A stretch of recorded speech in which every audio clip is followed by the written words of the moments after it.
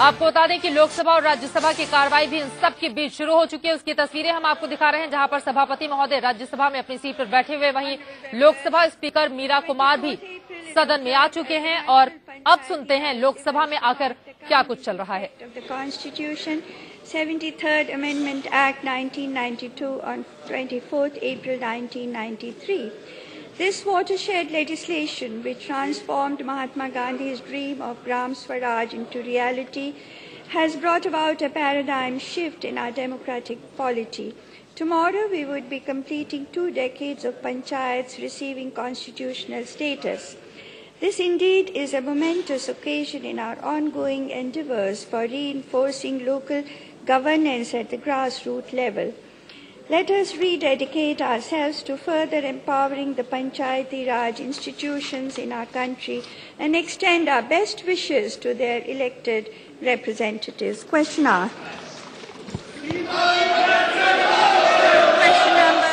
401, Shri Singh. Question number 401.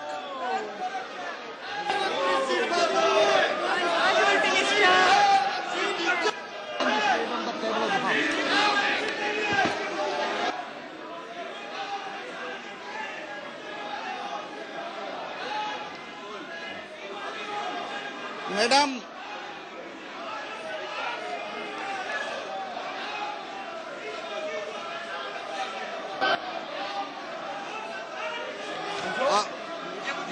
Madam,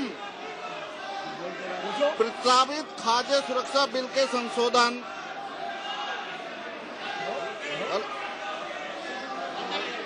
section 52 Rajya Sabha की कार्रवाई को एडजर्न कर दिया गया है, जबकि लोकसभा की कार्रवाई का लगभग वही हाल नजर आ रहा है। प्रश्नकाल शुरू हो चुका है, लेकिन लगता नहीं है कि विपक्षी दल इस प्रश्नकाल को चलने देंगे।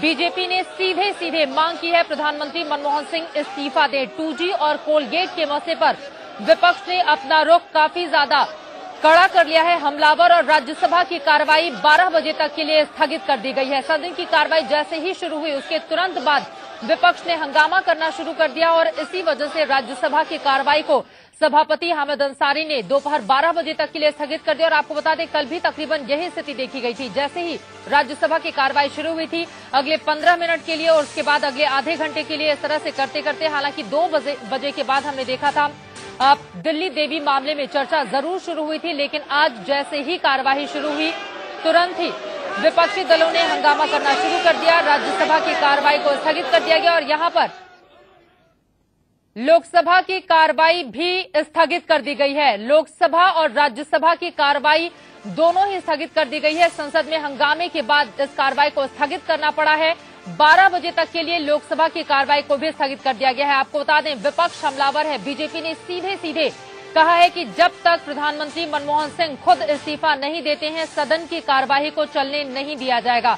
आपको बता दें, इसके पीछे दरअसल 2 बड़े मामले हैं, एक 2G स्पेक्ट्रम घोटाला और दूसरा कोलगेट का मामला। लेकिन इन सब के अलावा बीजेपी का कड़ा रुख जो इस वक्त देखा जा रहा है, उसके पीछे वजह यह भी है क्योंकि जो रिपोर्ट आई है जेपीसी की, उस ड्राफ्ट रिपोर्ट में पूर्व प्रधानमंत्री अटल बिहारी वाजपेयी का नाम लिया गया है। इसी वजह से काफी ज्यादा गुस्से में इस वक्त बीजेपी के नेता नजर आ रहे हैं और इसी वजह से सांसदों ने जमकर हंगामा किया है। लोकसभा और राज्यसभा की कार्रवाई को 12 बजे तक के लिए स्थगित किया गया। मिथिलेश हमारे संवाददाता और ज्यादा जानकारी देंगे।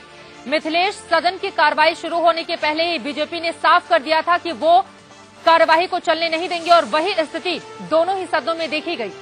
जी बिल्कुल चित्रा, अब बीजेपी 2 कदम आगे बढ़कर प्रधानमंत्री के इस्तीफे की मांग कर रही है। आज सुबह बीजेपी की पार्लियामेंट्री पार्टी की बैठक हुई। पार्लियामेंट में बैठक में ही ये सुनिश्चित किया गया कि अब इस मामले में आक्रामक होने की जरूरत है। दरअसल पार्लियामेंट्री पार्टी की बैठक में बीजेपी के सभी सांसदों ने लगभग एक सुर में कहा कि प्रधानमंत्री का इस्तीफा मांगना जरूरी होगा, क्योंकि ए राजा जिस तरह से लगातार अटैक करते रहे हैं और प्रधानमंत्री खुद अपनी तरफ से किनारा करते नजर आ रहे हैं, ऐसे में ये सही नहीं होगा। इसी रणनीति के तहत जैसे ही संसद की कार्रवाई शुरू हुई, बीजेपी के सारे सांसद वेल में चले आए और नारेबाजी करने लगे, प्रधानमंत्री का इस्तीफा चाहिए।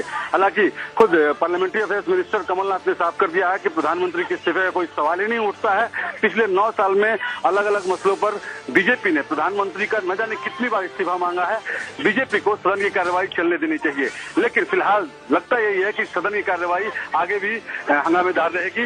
बीजेपी ने साफ कर दिया है कि कैसे कोई एक मिनिस्टर अपने बूते आगे बढ़ सकता है और सामूहिक जिम्मेदारी का जो सामूहिक जिम्मेदारी की भाव होती है, कैसे यूपीए की सरकार किनारा कर सकती है। बिल्कुल मिथिलेश, कई ऐसे सवाल हैं। एक तरफ जहां पूर्व टेलीकॉम मिनिस्टर खुद जेपीसी के सामने पेश होने की बात करते हैं, सरकार नहीं मानती है। प्रधानमंत्री वित्त मंत्री को क्लीन चिट दे दी जाती है। पूर्व प्रधानमंत्री अटल बिहारी वाजपेयी का नाम लेते हुए ये कहा जाता है कि 48,000 करोड़ रुपए का नुकसान उनके कार्यकाल में हुआ। इसी वजह से विपक्ष ने हंगामेदार तेवर अख्तियार कर लिए, जिसकी वजह से लोकसभा और राज्यसभा की कार्रवाई को स्थगित किया गया 12 बजे तक के लिए। बहरहाल सदन की कार्रवाई शुरू होने के पहले ही बीजेपी के नेता रविशंकर प्रसाद ने क्या कुछ कहा था, सुनिए।